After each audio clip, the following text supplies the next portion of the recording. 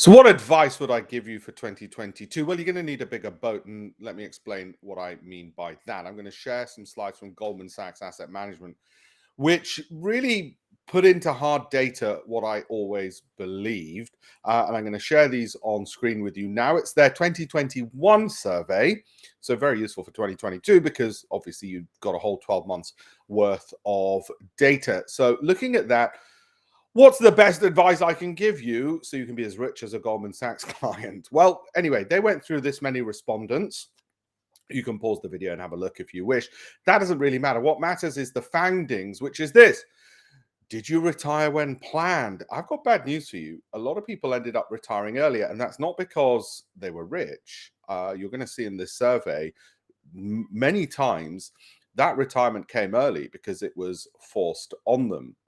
Now, how strongly do the below affect your ability to save for retirement at the moment? Well, guess what's hindering your plans to retire early? And let's assume you do want to retire early, or at least voluntarily have the choice of when to retire. Credit card debt, paying down existing loans, saving for college, all sorts of various things. So we've got to find a way of planning for these, certainly in 2022, but planning early. That's a key tenet of this research. What concerns, if any, do you have entering retirement? Well, these are things we're going to have to plan for as well. And let me tell you what the bottom line is. The bottom line is you're going to need a bigger boat. You're going to need more money, and you're going to need it sooner because retirement's going to hit you with more worries, which you don't want to have. So we've got to plan early. So we better start saving early. And for me, that means ISAs, SIPs, and maxing out those allowances to the best of my ability. Now, I happen to be married to a Punjabi, and she keeps telling me Punjabis love partying. They love living in the moment. I'm Gujarati, and she goes, you Gujaratis, you're always planning for the future. You're always saving. You never spend money. You're renowned for being tightwads. Well, we'll see who's right in a few years. Which of the following, if any, are concerns you have about retirement at the moment? So these are your concerns. You're not the only one. There's a lot of people in the boat with you who have got these concerns. Future healthcare, okay, potential reduction in social security benefits, inflation concerns. Now, remember, this was from Goldman Sachs, and even well, it's not just their clients, even their respondents had regular concerns like social security benefits becoming a financial burden on the family. These are concerns you have. Don't just bury your head in the sand in the new year. The best way to deal with these concerns is start saving a bit more than you thought you needed and start saving sooner. So I said those were the respondents. That's the age group. Some of them were retired. Some of them are working. How old were you when you retired? Well, the vast majority, as you will know, are 60 to 64. Maybe 2022 is your year. Maybe you're in your 50s. Well, one thing I can say is it's never going to be too early to start saving and planning and investing for the future in your SIP, your ISA. Now, if your employer's putting money towards your pension, you might still have a top up you can make to that pension. Why is adding money into a SIP a good idea? Well, because it's tax free. Okay, and you're saving for the future and avoiding some of these issues. How old were you when you retired? Guess what? People are generally younger than you might have thought when they retired. As I said, pause the screen if you wish on any of this. What's the primary reason you retired? Wasn't always out of choice. Needed due to health reasons is the number one reason. Nobody plans for that. Okay, so it's the unexpected. It's the best way to give yourselves options when the unexpected hits, to have a war chest of capital set aside. So top up that SIP. You can find out from your employer or the HR department how much more you can contribute to the maximum annual allowance. And then if you've got the extra money, put it into that. Then you've got to work out what to do with it. Well, this is the bit that gets complicated. If you give it to an IFA who then just takes out fees, or you give it to fund managers who don't perform, then you've got a separate problem. So you might even just leave it in cash. Well, guess what? Inflation will eat that away. My personal choice, and this is not suitable, it's for everyone, it's not financial advice to everyone. Generally, as a rule, I tend to shove it into Microsoft as things go. But of course, I've got more investment ideas than that. But I find that when I get family members asking me, I say, look, lower volatility and pretty solid. Now, I'm not going to shove it into blooming Bitcoin or something like that. Younger workers may need to adjust their retirement assumptions, in other words, because younger workers often don't realize they end up having to retire later. So you've got these two problems: forced into early retirement or forced into later retirement. Those retiring when they planned are relatively few. You want to have the choice. You want to have the choice. Now, health, I can't give you so much information and advice on, but money buys you choice. And the best way to build that capital is to start saving it sooner. And like I said, look up SIPs, ISAs, look at my campaign for $1 million.com. We've got a lot of free education and information there as well. Employer retirement programs are the most used source of retirement education. Well, speaking of education, it's worrying how many people are using friends and peers. Could be okay. Employer financial wellness programs, we need more of those, I would have thought. Spouse, well, if you're married to me, then that should be all right as a source of financial information. But you really need to up your financial education. That's the bottom line. Managing other factors impacting retirement savings has grown significantly across generations. But credit card debt, get rid of it if at all you can, okay? Paying down existing loans, student loans, and the type, and you can see the other things there. Your worries are shared by others, and because of that, you really want to start again. I'm going to sound like a broken record. You want to start soon. You want to start early with that, with the funding on those things. Okay.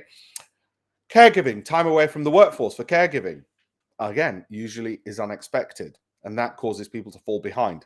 Bottom line, you're going to need more money than you thought. You're going to need a bigger boat because of those uncertainties of life.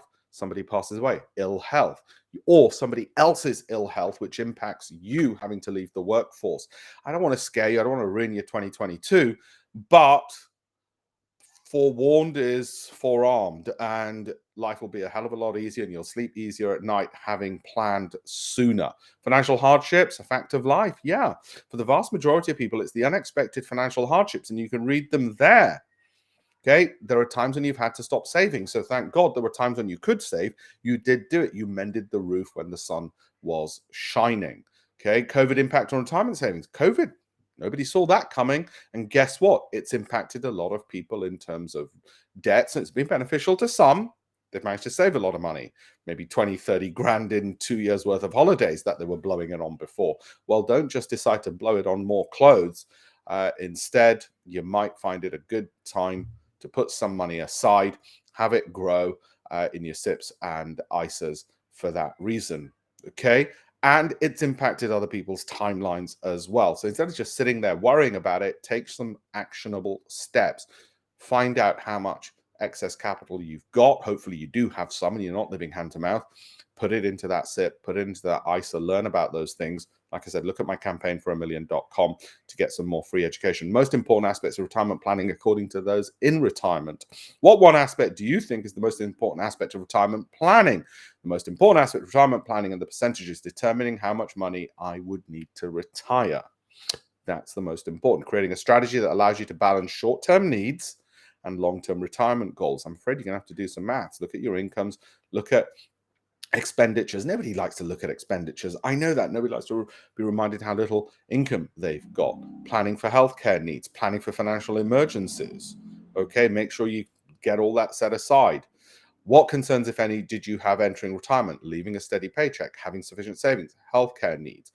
You're not the only one with these worries at 3 a.m. So instead of burying head in sand, deal with them in 2022 by, as I said, leaving aside some capital. Relative importance of income features, consistent, stable income. Of course, everybody loves that. That's why there's so few entrepreneurs in the world and so many people in jobs. Ability to generate income that is not guaranteed, but provides flexibility to access savings throughout retirement. And of course, there's a complicated calculation to be had based on how long are you going to live, how much money might you need, how much of the capital might you want to draw down, as little as possible for as long as you don't need it, and how much income can that generate.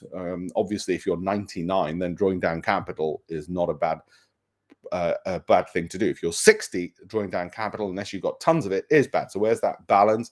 Well, it can be quite complicated to work out, and it does need pen, paper, and a thinking cap. Which of the following ways do you prefer to receive or generate retirement income? Of course, we all like stable and consistent incomes, but failing that, at least if our portfolio of investments is growing, not high risk stuff. If it's growing, then at least we can get some income out of the growth that's happened. So if something grows, I don't know, 20% in a year, then out of that growth, you could treat that like income and take a bit of that out during the course of the year without impacting your original capital. So your capital remains untouched and your growth element becomes what you draw down as income. So you're not relying on a paltry dividend yield from a stock of 1%. Okay. Relative to what you anticipated or plan to be spending in retirement, do you spend more or less money? Well, 41% said they spend less than they anticipated, which might be good that they're spending less. They needed less. But you need to have choices. To have choices means to have less worry. To have less worry means making sure you've planned for more capital set aside. Which of the following ways do you prefer to receive or generate income in retirement? Investment solutions, part-time work, rental income, annuity, other. So for a lot of people, it's going to be investment solutions or part-time work. Well, let's just assume you can't get part-time work. Treat that as icing on the cake. Investment solutions. And that, obviously, for somebody like me, means investing in relatively low volatility, safe stocks, which as they grow, I can take some capital out and that growth compounds. Healthcare, reductions in Social Security and inflation are top concerns. So these are your main concerns. I want you to know that others are in the same boat, okay? They also have the same concerns you do, because I think a problem shared is a problem halved. So it's good to know. Retirement, monitoring, activity, level of comfort, assessing retirement needs, very comfortable, somewhat comfortable, neither, somewhat uncomfortable. Let's make sure you're not in the very uncomfortable, not in the somewhat uncomfortable, not in the neither. We want you in the somewhat comfortable category, okay? Or even ideally very comfortable. And you can see there's a disparity between men and women. We really need the women catching up. Well, they earn less, therefore they've got less money for their retirement, which makes it even more important that they save more, I'm afraid, and that they start sooner because they've got less to work with. So, yeah, it's unfair, but that's the case. And here are some of the conclusions. Financial resiliency, financial literacy, health impacts, managing retirement savings as well. So, hopefully that's given you an insight. Like I said, the bottom line, broken record, sounds dull. Start sooner, especially if you're a woman. Learn about ISAs, SIPs, saving tax-free.